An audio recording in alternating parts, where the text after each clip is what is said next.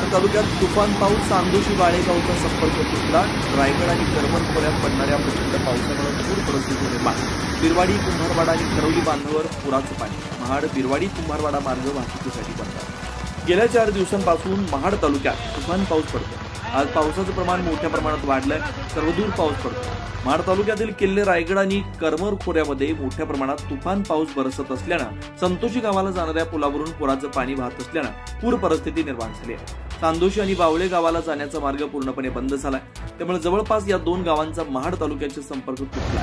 काल नदीला प्रचंड मोठ्या प्रमाणात पावसाचं पाणी आल्यानं बिरवाडीमधील आसनकोई कुंभारवाडा मार्गे बिरवाडीत जाणारा मार्ग काल नदीच्या पाण्यामुळे वाहतुकीसाठी बंद झालाय.